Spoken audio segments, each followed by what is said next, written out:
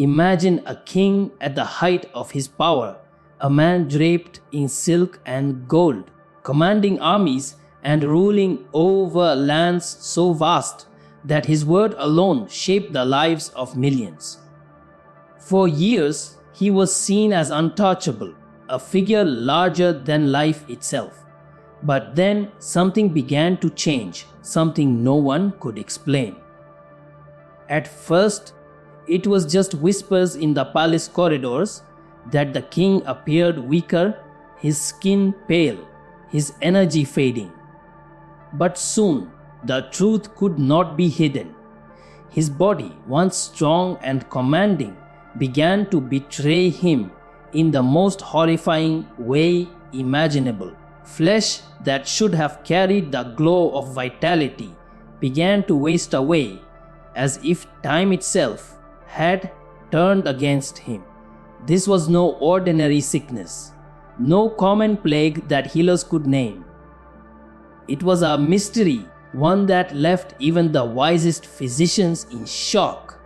To his people, it was unthinkable. How could a man so powerful, a man believed to be chosen by fate itself, begin to rot while still alive? That single question haunted the palace walls and the hearts of his subjects, marking the beginning of a story almost too unbelievable to be true. As the king's condition worsened, the atmosphere inside the palace shifted from admiration to fear. Courtiers who once bowed proudly in his presence now avoided his gaze, terrified of what they saw unfolding before them. His closest advisors debated endlessly in secret chambers, unsure whether they were watching the slow hand of divine judgment or the work of a curse whispered into existence by unseen enemies. The physicians, desperate to preserve their reputations, tried everything they knew: exotic herbs, rare ointments, chants, even risky procedures that bordered on forbidden rituals. Yet nothing slowed the decay. Each failed attempt only deepened the unease. Rumors seeped into the streets, spreading faster than truth ever could. Common people whispered that the king had angered the heavens, while others speculated that dark sorcery had been unleashed upon him. Even within his family, trust began to fracture. Some feared touching him, others prayed over him, while a few quietly wondered if his suffering was the price for sins long kept hidden. What had begun as a personal tragedy was now tearing through the very heart of the kingdom, and the once stable court was drowning in suspicion, panic, and shadows of betrayal. Day by day, the king's struggle became a grim spectacle. Once a man of commanding presence, he now fought simply to sit upright on his throne, his body betraying him in ways no ruler should ever endure. The palace that once echoed with celebrations and music now grew silent, broken only by the muffled cries of attendants who could no longer bear the sight of their sovereign in such torment. Every treatment brought to him, whether a concoction of rare spices, oils said to have divine power, or sacred rituals whispered by holy men, failed to bring relief. Instead, his pain deepened and his body continued its slow, unrelenting collapse. The smell of decay lingered in the halls, a haunting reminder of the reality no one dared speak aloud. For the king himself, each sunrise was not a gift but a curse, another day of agony with no escape. Yet he clung to life, his spirit as stubborn as his body was fragile, unwilling to surrender to the fate that had so cruelly gripped him. his suffering became more than a private ordeal.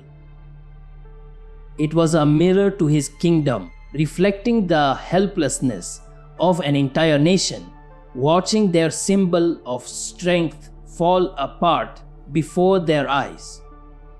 After the king's death, his story refused to fade into silence. What began as whispers inside the palace soon turned into tales carried across villages, cities, and eventually entire generations. Some claimed the illness was not illness at all, but a punishment from the heavens, a divine reminder that even kings are not above justice. Others swore that it was the result of a long, forgotten curse, perhaps cast by an enemy wronged in secret, or by subjects whose voices had been silenced under his rule. With every retelling, the details grew more dramatic. His body described as crumbling before the eyes of his attendants, his chambers said to be filled with shadows and voices from the beyond. Over time, these stories transformed him into more than a man. He became a symbol, a warning, and even a prophecy in the minds of his people. The line between fact and myth blurred until no one could separate truth from imagination. For some, he was remembered as a tragic figure destroyed by forces greater than himself. For others, he was the cautionary tale of arrogance and unchecked power. And it is in these legends, both fearful and fascinating, that his legacy truly lived on. The slow unraveling of the king's life did more than torment his body. It unraveled the kingdom itself. As he grew weaker, decisions that once carried the certainty of his command were left hanging in the air. Unresolved, ambitious nobles began to test the limits of their influence, while rival factions quietly prepared to seize any advantage. Beyond the palace walls, common people grew restless, whispering that their ruler could no longer protect them, that the very crown had lost its power. Neighboring states, watching closely, sensed vulnerability and weighed the chance to strike. What had once been a land united under a powerful figure now stood at the edge of chaos, held together only by memory and fear. The court, once a center of grandeur, turned into a battlefield of politics, where loyalty and betrayal danced side by side. The king's suffering was not just his own. It became the suffering of an entire nation. His throne, still draped in jewels, stood as a hollow reminder of strength that no longer existed.